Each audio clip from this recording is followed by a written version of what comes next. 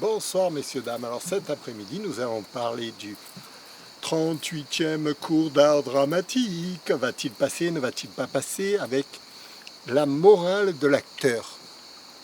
Je suis Philou Dingo, votre animateur préféré de la chaîne Télématin Art Dramatique. Et nous allons faire donc une explication sur la morale de l'acteur. La morale de l'acteur, la morale de l'acteur. Mais qu'est-ce que c'est que cette bêtise? Mais d'où ils ont inventé ça? L'acteur n'a aucune morale prédéfinie. C'est à l'auteur qui compose l'acteur, c'est-à-dire à Philippe,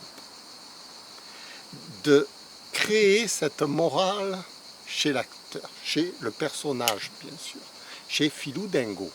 Alors Philou Dingo, à quelle morale va-t-il obéir? Il peut obéir à n'importe quelle morale. Il n'est pas obligé d'adhérer à des codes sociaux, etc. Non, non, non, il est libre de faire ce qu'il veut. C'est Philippe qui décide.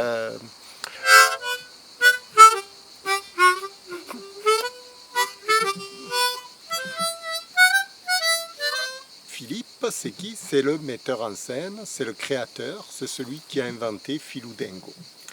Alors Philou Dingo, Philou Dingo, Philou Dingo, c'est un personnage créé de toutes pièces pour faire les cours d'art dramatique et pour faire rigoler le public. Rigolons, rigolons, rigolons, rigolons. De quoi va-t-on bien rigoler? C'est de ça dont il est âgé. Je ne sais pas du tout, moi non plus, de quoi on va rigoler.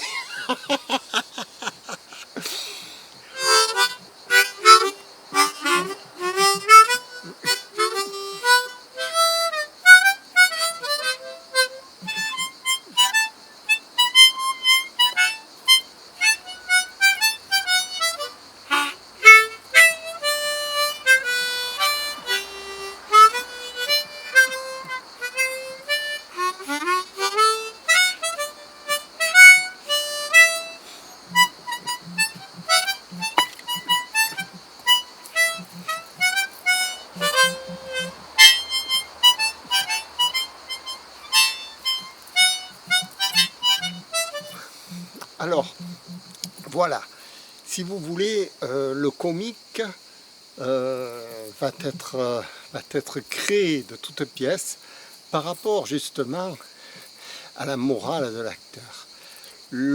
L'acteur lui-même, disons le créateur, obéit à une certaine morale qui va lui faire créer la scène. La scène que je suis en train de créer, là devant vous, elle obéit à une certaine morale. Quelle est la morale derrière cette scène?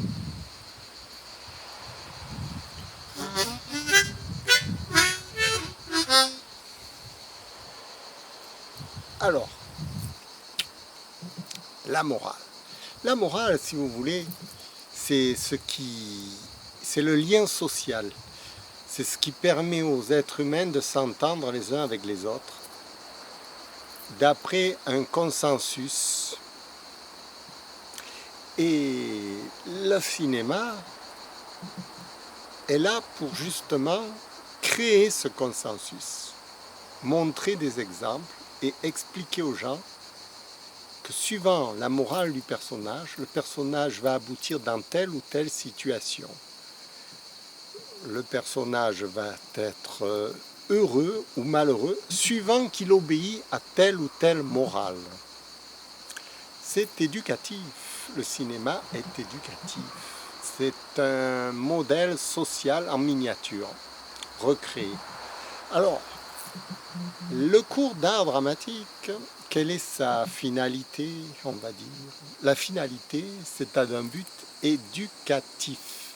Alors, comment Philou Dingo va pouvoir vous éduquer? Aïe, aïe, aïe, aïe, aïe. Tout un programme. Oh ben, je vais en faire 300 de cours. Hein. Moi, j'ai mon temps, j'ai mon temps.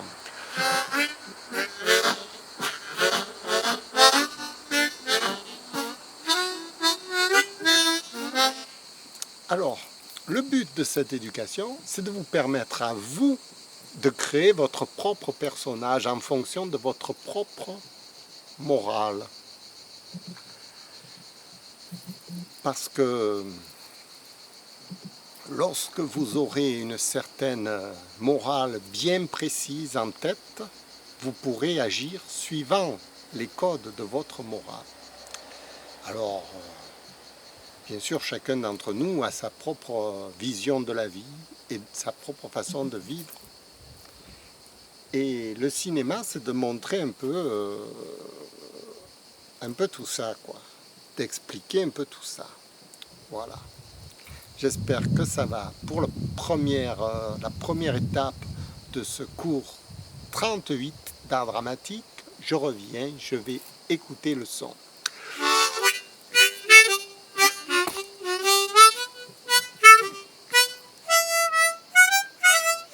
Et oui, c'est moi qui fais la vidéo. Il faut que je regarde les images si elles sont bonnes. Alors, nous sommes revenus pour régler encore la qualité d'image, bien sûr. Nous sommes toujours dans le cours numéro 38 d'art dramatique avec Philou Dingo dans la morale de l'acteur. C'est un vaste sujet, c'est un sujet très important. C'est le sujet le plus important, celui qui intéresse le public. C'est l'histoire, toute l'histoire va dépendre de la morale de l'interprète. Le sens de l'histoire, le combat du comédien sur scène qui va défendre sa propre morale.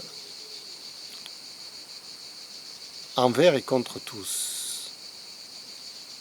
Et on va aboutir à un certain résultat final de la scène, par rapport à cette morale qu'il aura défendue.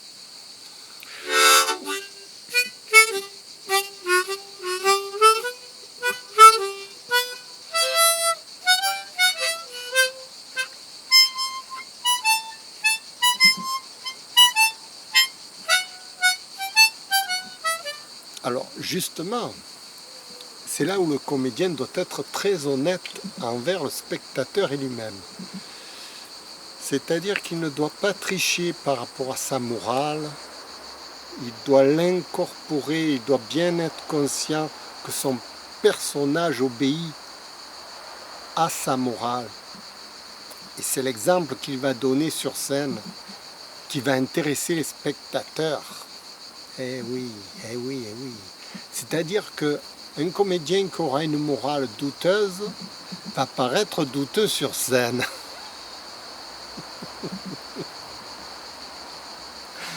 Un comédien qui aura une morale forte va paraître avec des convictions fortes. Un comédien qui n'aura pas de morale va paraître comme un pauvre mec. Tout va dépendre de cette morale qu'il se sera construit psychologiquement, intérieurement, son état d'âme profond,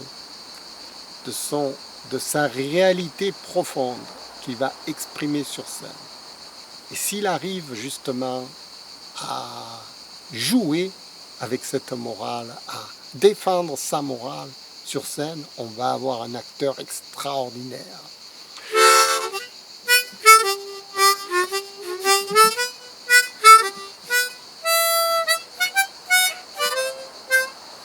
Enfin, extraordinaire. Non, pas encore. Pas encore. Il ne suffit pas que de ça. Il y a d'autres paramètres qui entrent en jeu encore. Chaque chose en son temps. En son temps. Moi, j'ai mis 20 ans, alors, pour tous les faire.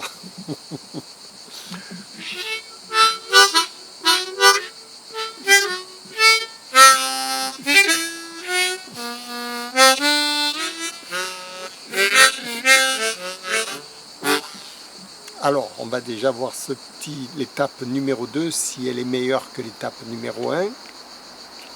Je vous remercie de m'écouter, d'être patient et d'avoir autant de ferveur et d'amour envers Philou Dingo.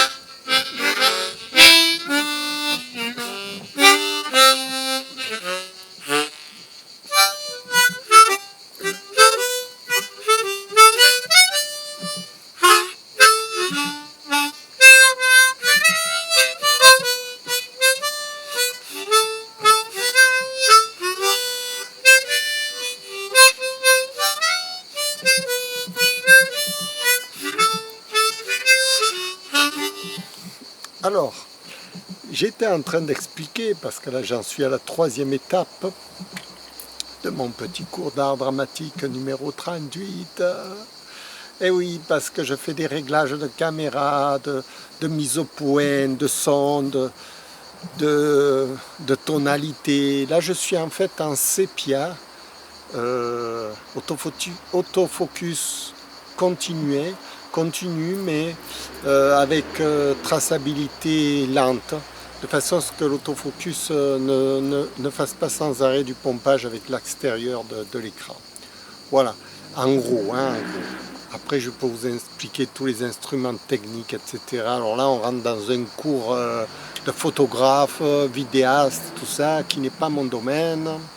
Moi, je suis dans le cours d'art dramatique numéro 38. La morale de l'acteur. Alors, la morale de l'acteur, c'est un sujet très coriace et difficile.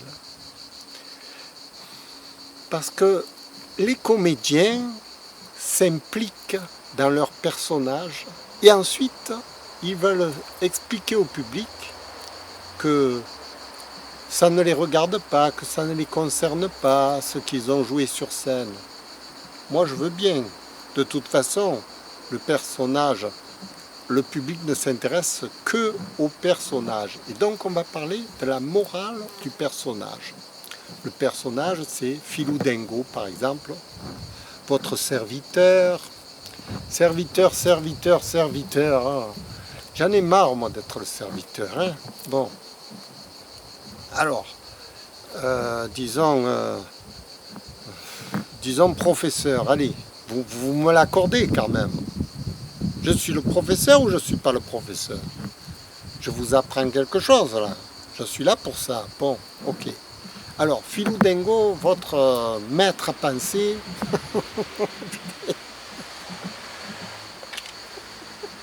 je vais me faire tuer. Bon, c'est pas grave, on en a vu d'autres. Alors, la morale du personnage, comment un personnage peut-il avoir une morale sur scène? Justement, le comédien qui interprète ce personnage va s'impliquer, sans le savoir consciemment, va s'impliquer dans la morale de son personnage. Il va lui insuffler en réalité sa propre morale qu'il détient personnellement. Et cela va se traduire par des gestes inconscients, des paroles, des tonalités de son, des volontés, la volonté de l'acteur qui n'est pas dite mais qui est sous-entendue dans une scène. Tout ce qui est de l'ordre du ressenti. Quand on ressent un acteur, on sent s'il est sincère ou s'il triche. On sent beaucoup de choses. Le spectateur, il est très sensible à tout ça. Et donc, il se rend compte si le personnage, il veut comprendre, le spectateur veut comprendre à qui il a affaire sur scène, parce qu'il voit quelqu'un, et ensuite il le catalogue par rapport à un registre de morale. Par exemple, il va dire, ce comédien, c'est un comédien qui a une morale juste, puis cet autre comédien, c'est un comédien qui a une morale un peu d'escroc, etc. Voilà. Et donc, les spectateurs vont attribuer au comédien une certaine morale. Alors, je ne sais pas quelle morale vous m'avez attribuée en tant que Philou Dingo, je ne sais pas quelle est la morale réelle. Moi, je la connais, la morale de Philou Dingo. Je veux dire, je ne sais pas si ce que moi je pense de Philou Dingo, si le spectateur va penser la même chose que moi. Moi, je pense qu'il est bleu, mais vous, peut-être que vous le voyez rouge, vous voyez. Ça dépend de quel point de vue on le regarde, en fait. J'espère qu'il le voit bleu comme moi. Je suis rose. Bon, enfin, peu importe. Alors, La morale du personnage, c'est ce qui va donner un sens et un goût à la scène. C'est ce qui va porter le personnage dans une action. Le personnage défend ses propres valeurs sur scène. Par exemple, bon, je pourrais vous donner des tas d'exemples de cinéma avec les grands comédiens, évidemment, mais c'est trop facile. Bon, parler de... Voilà, c'est trop facile. On va parler plutôt de la morale de Philou Dengo. Oui, parce que lui, il a une morale un peu bizarre. Hein. On sait pas trop en fait. Qu'est-ce qu'il vaut pas. C'est un personnage assez tortueux, assez, je dirais, torturé même. C'est un personnage, voilà. Et donc, quelle est sa propre morale? C'est au spectateur de juger, évidemment. Là, en ce moment, il est en train de vous donner quand même un cours d'art dramatique. Hein. Je ne sais pas si vous vous en rendez compte. Mais enfin, il ne le fait pas tout à fait gratuitement quand même. Hein, parce que ça lui coûte quand même du temps, de l'argent. Ça lui coûte pas mal à Philou Dengo de faire ce cours d'art dramatique. Ça lui coûte toutes ses journées, ça lui coûte son plein temps, ça lui coûte 90% de son temps, de la vie de tous les jours. Il investit dans ce cours d'art dramatique pour quelle raison? Il veut devenir célèbre? Oui, dans un certain sens, parce qu'il a des valeurs à défendre. Il voudrait que ces valeurs soient célèbres. C'est pas lui qui voudrait être, c'est ses valeurs, les valeurs de Philou Dengo. Alors, pourquoi il attache tant d'importance à ces valeurs? Parce que c'est les valeurs qui ont géré sa vie toute sa vie. Vous voyez, quand par exemple vous avez des rapports sociaux avec les gens, vous avez une certaine valeur, une certaine conviction de la vie, et vous défendez vos convictions personnelles. Chacun défend les siennes. Et Philou Dengo, c'est pareil, il défend ses propres convictions, sa propre vision de la vie. Elle vaut ce qu'elle vaut. C'est pour ça qu'il n'affirme pas forcément que sa vision est la meilleure, mais il essaye de le prouver. Vous voyez? C'est-à-dire il essaye de le prouver en faisant quoi?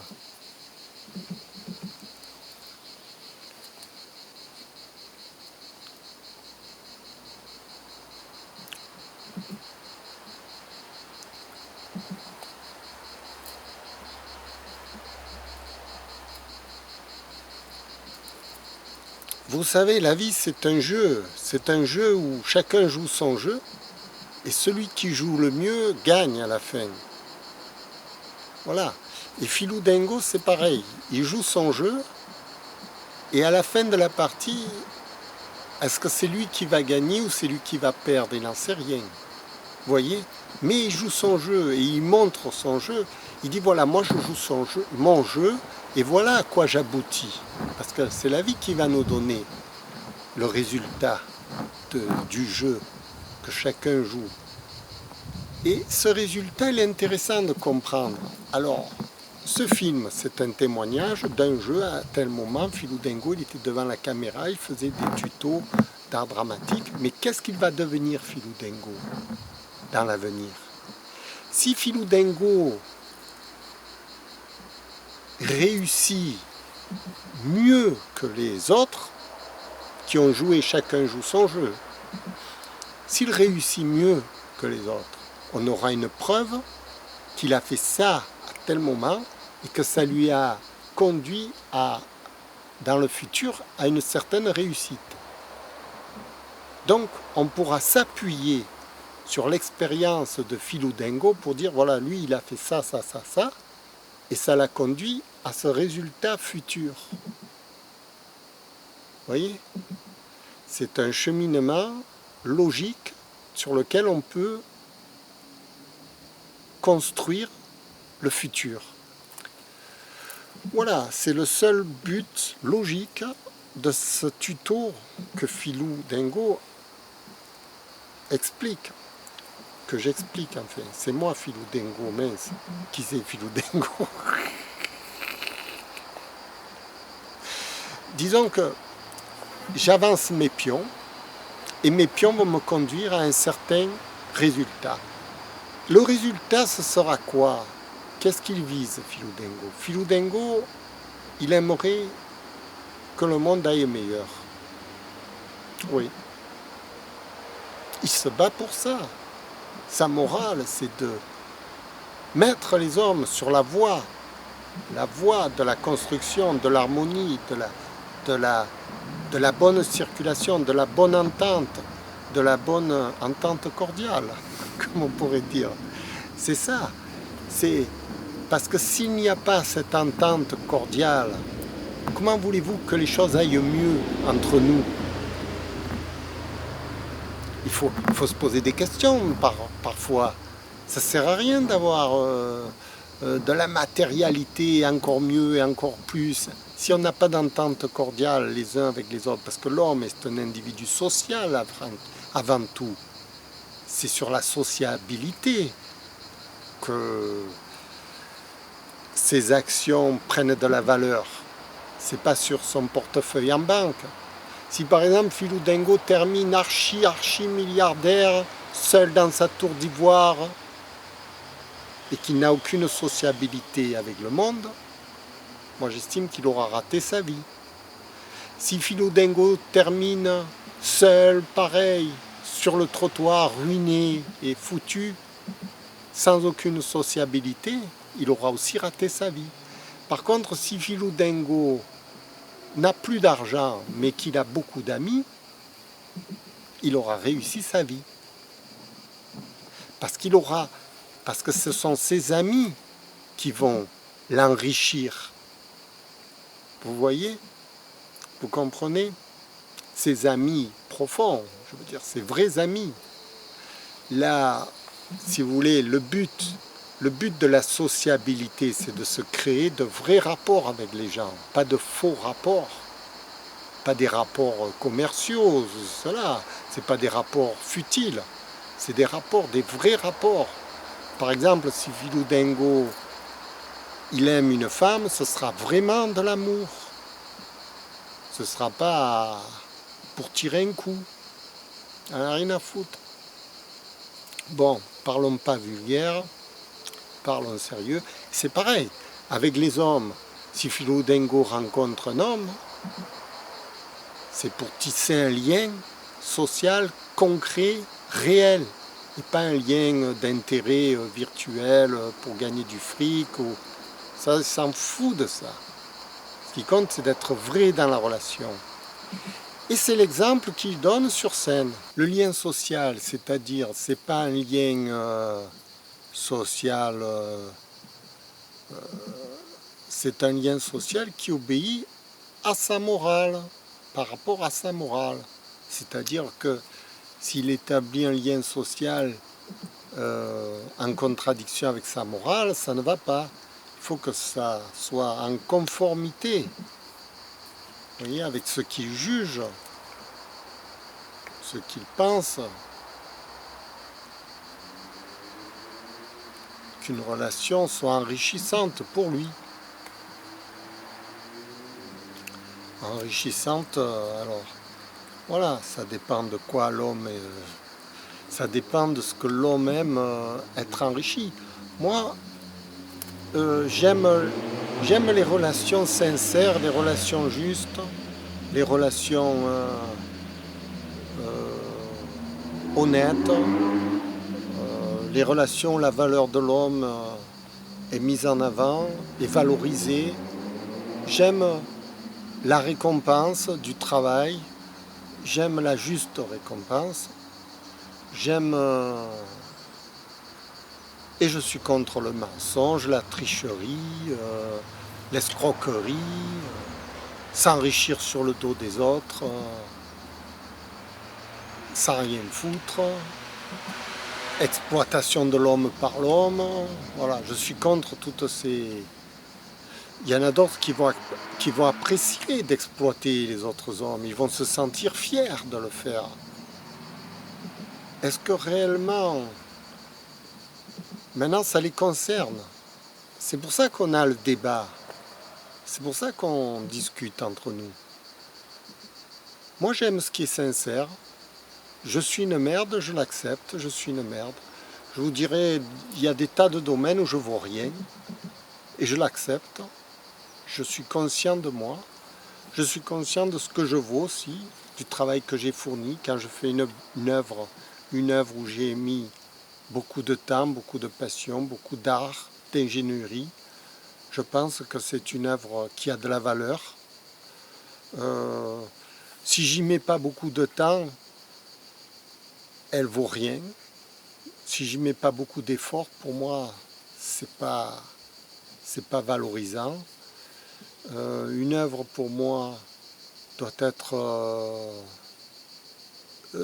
doit transpirer, voyez, voilà, doit transpirer pour avoir une certaine, quelle que soit la transpiration. Un bagnard dans une prison qui, à force de travail, a creusé un trou inutile, mais avec toute la transpiration qu'il a voulu, il a créé ce trou. Je respecte. Voilà, c'est son œuvre.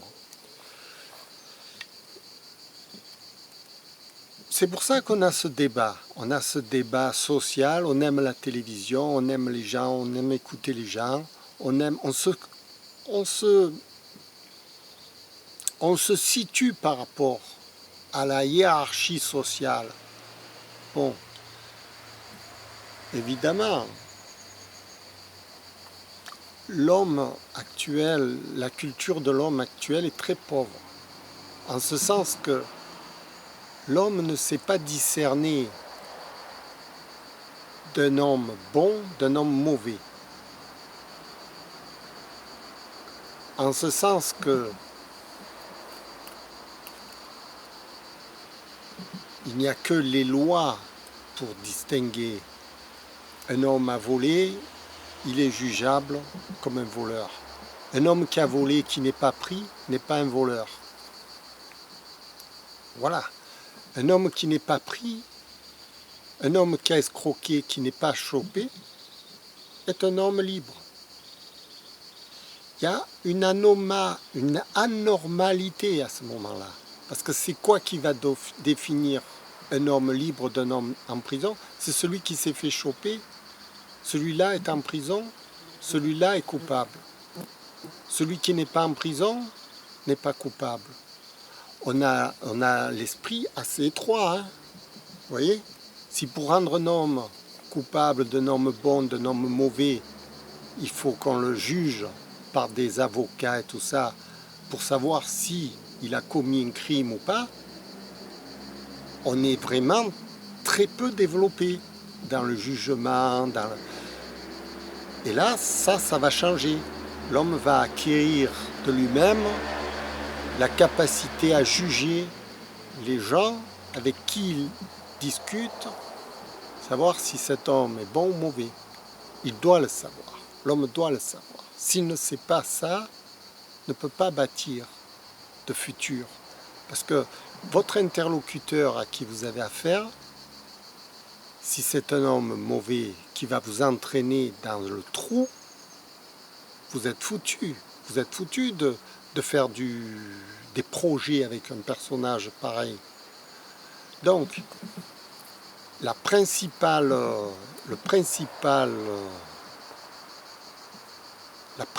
évolution de l'homme, ce sera dans sa capacité à améliorer sa psyché, pour pouvoir améliorer ses relations sociales, pour pouvoir améliorer son avenir, pour pouvoir améliorer tout ça. Et l'amélioration de la psyché, c'est de comprendre la morale, d'avoir une morale, d'avoir des bases, d'avoir une structure mentale qui va vous permettre de tisser ensuite votre relation sociale de façon à être heureux dans cette relation sociale. et ne pas être frustré à la fin de la relation sociale. Un homme qui épouse une femme et qui ensuite divorce, c'est très courant de nos jours. Pourquoi? Parce qu'il n'y a pas de construction, il n'y a rien. C'est sur de l'aléatoire. Les gens se marient sur de l'aléatoire complètement. Voilà. J'espère que le cours numéro 38 sur la morale de l'acteur vous a appris quelque chose, vous a fait avancer le schmilblick. Mais c'est un sujet sérieux, passionnant, dans lequel je reviendrai sûrement, parce qu'il y a trop de choses à dire là-dessus. Merci beaucoup, au revoir.